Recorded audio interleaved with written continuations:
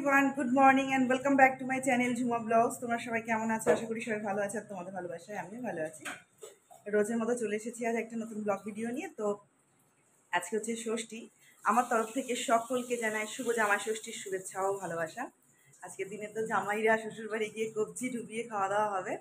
তো আমাদের তো ষষ্ঠী বলে কিছু নেই, আমার বাবা মা নেই, তাই আমার মামা মামি নিমন্ত্রণ করেছিল, বাট এত গরমে যাওয়া হবে না, সম্ভব না যাওয়া। তো তোমাদের সবার যেন জামাই ষষ্ঠী ভালো কাটে। ঘুম থেকে উঠেছি অনেকক্ষণ, আর এখন বাজে 9:30 মতো। তো এখন থেকে আমি তোমাদেরকে সাথে করে ব্লগটা শুরু করছি। আই হোপ যে তোমাদের ব্লগটা ভালো লাগবে। তো দিদিভাই চা করেছে, চা খাচ্ছি। চা দিয়ে আমরা স্টার্ট করলাম। আসলে আমার ছোটো ননদ আসবে, আমার বড় ননদ তো নেই। আমার ছোটো ননদের বর তার মেয়ে আসবে। ষষ্ঠীতে তাদের নিমন্ত্রণ করা হয়েছে। তো তাদের সবার সাথে তোমাদের সবাই পরিচয় করিয়ে দেবো। সকালবেলা আমরা চা দিয়ে স্টার্ট করলাম, তারপর সারাদিন কি কি চলে দেখা যাবে।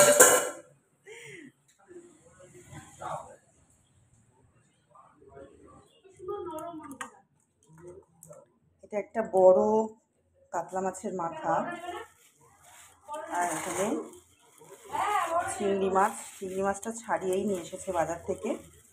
চিংড়ি মাছটা বাজার থেকেই ছাড়িয়ে নিয়ে এসেছে। আর এই যে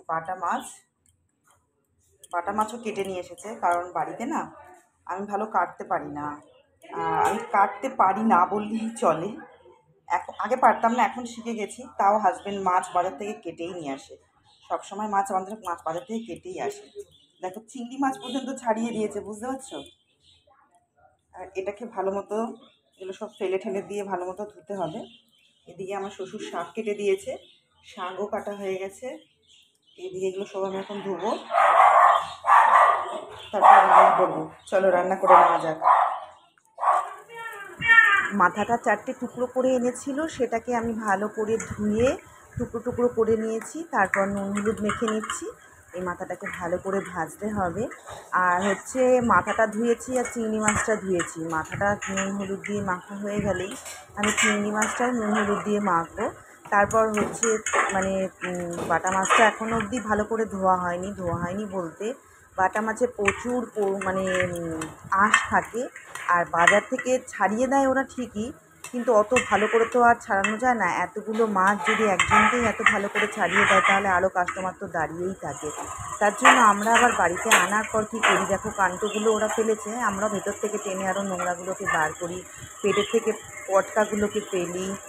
শাকটাকে ধুয়ে আগে শাকটা করে নেওয়া হলো, এরপর আরও অন্যান্য জিনিস হবে। অ্যাকচুয়ালি রান্না কিন্তু দিদিভাই আর হাজব্যান্ড করছে, আমি কিন্তু আদার্স সব কাজ করি। ঘর দুয়ার গুছাই, পরিষ্কার পরিচ্ছন্ন করি। বিশেষ করে অকেশানে লোকজন আসলে আমি রান্নার কাছে যাইই না, দিদিভাই আর হাজব্যান্ড মিলেই দুজন করে নেয়।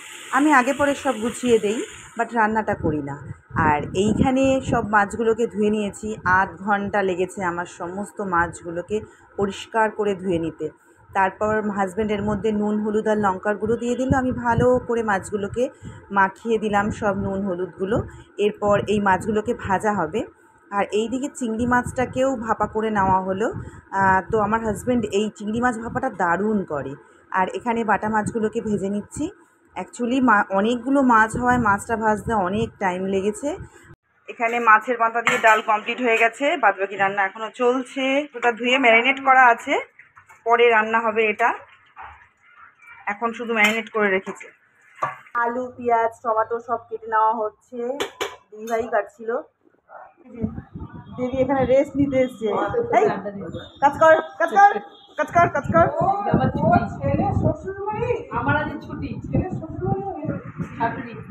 আমাদের বাড়িতে কোনো অনুষ্ঠান হলে কি বলো তো, সবাই মিলে প্রচুর আড্ডা দেওয়া হয়, রান্না করা হয়, সব একসাথে চলে, ভীষণ মজাও হয়।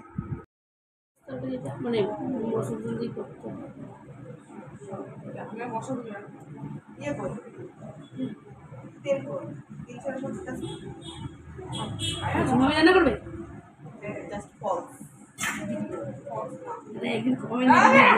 ফলস রান্না করে, খালি ফলস রান্না করে।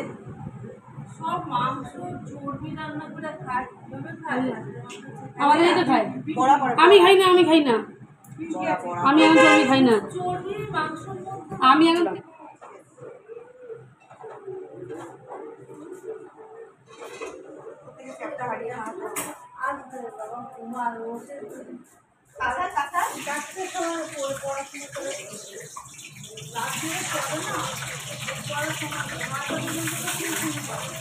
গোপাল ভাঁড়ের মতো রান্না, ওপরে হাঁড়ি, এদের নিচে কড়াই, ওপরে হাত।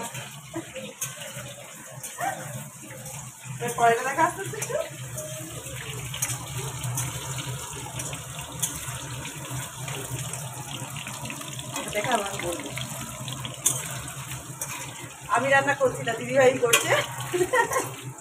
আমি শুধু নাড়তে এসেছি। নাড়া হয়ে যাবে বাড়ি নাড়াতে বাড়ি চলে যাবো। এটা কোথায় রাখবো? এনে রাখবো। এই তো তোর মুখ আসতে বলে মুখ আসছে না, তখন আসছিল না, এই যে ব্যাকে আসে, ফ্রন্টে আসে না। হ্যাঁ, ঠিক হয়েছে। আমার আর দিদিভাইয়ের মধ্যে একটা জিনিস আছে, কি জানো তো, আমরা দুজনের সাথে না খুব ভালোভাবে মিশি। কখনো কেউ কারোর সাথে হিংসে করি না, কখনো কারোর প্রতি কারোর হিংসা আসে না। আমি যখন অন্য দিকের কাজগুলো করে ফেলি তখন দিদিভাই রান্না করে ফেলে। কখনো এটা বলে না যে আমি কেন রান্না করলাম না, বা আমি কখনো এটা বলি না যে দিদিভাই কেন অন্য কোনো কাজ করলো না। তো আমাদের ভেতর বন্ডিংটা ভীষণ সুন্দর, তাই না? আমরা খুব হ্যাপিলি দুজন পুরো দুই বোনের মতো থাকি। এই যে আমাদের জামাই এসে গেছে, ছোট জামাই, ওয়ান অ্যান্ড অনলি জামাই। কিসে করে আসলেন এবার বলেন? যা গরম, ট্রেনের গন্ডগোল, তারপরে ট্রেনে করে এসে তারপরে 11 নম্বর বাস। তারপর শুভ জামাই ষষ্ঠী। মানে ভাজা টাইপের পাওয়া যায়। দেন খান। আচ্ছা, পনির ভাজা করে তরকারি, ওটাকে তরকারি বলে। বাড়িতে ভাজা যাবে? ওটা অন্য টাইপের, টেস্ট ভালো টেস্ট আর কি পনির। ওটা অন্য টাইপের, বুঝছেন? মানে দোকানে কিনতেই পাওয়া যায় ভাজা পনির? হ্যাঁ, ওটা নিয়ে খাওয়ানোর ইচ্ছে, বাড়িতে এনে ভাজা যাবে না? ওটা ভাজাই কিনতে হয়, ওটা খাওয়ানোর ইচ্ছে ছিল। বলো বলো কিন্তু বলো। পায়ে পেলাম না। আচ্ছা, অন্যদিন খাবো। হ্যাঁ হ্যাঁ,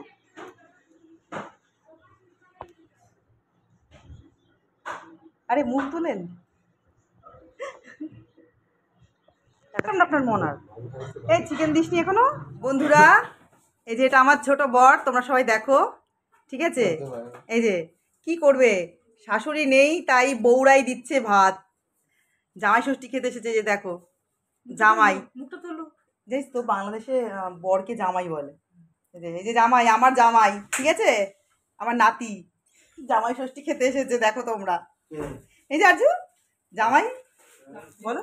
এই তো এই জামা ষষ্ঠীর দিন সবাইকে খুঁজছি, ঠিক আছে? আমাদের এখানে জামাই ষষ্ঠীতে শোভনাতে অনেক বড় অনুষ্ঠান হয়। আজকে রক্তদান শিবির আছে, সেখানে আমার হাজবেন্ড প্রশান্ত বিশ্বাস, কিশোর সংঘ ক্লাবের অনুষ্ঠান, আমাদের প্রশান্ত দার অনুষ্ঠান।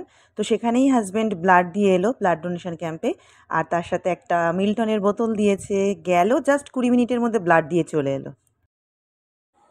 বাচ্চা পার্টি আর সমস্ত বড়দের ছেলেদের খাওয়া দাওয়া হয়ে গেছে। এবার সবাই একটু এসি রুমে রেস্ট নেবে বলে গেছে। বাট দেখো কারেন্ট নেই, এত জ্বালাচ্ছিল কারেন্টটা অনেকক্ষণ থেকে, মিনিমাম 1 ঘন্টা মতো কারেন্ট নেই। একটা রুমে যদি এত লোক থাকে আর কারেন্ট না থাকে, কীরকম অবস্থা হতে পারে?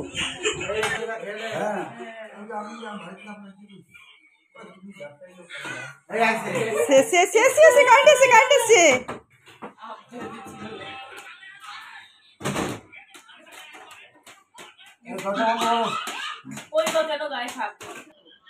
আয় আয় আয়, চলে আয় বাবা, আসো আসো আসো আসো আসো আসো আসো।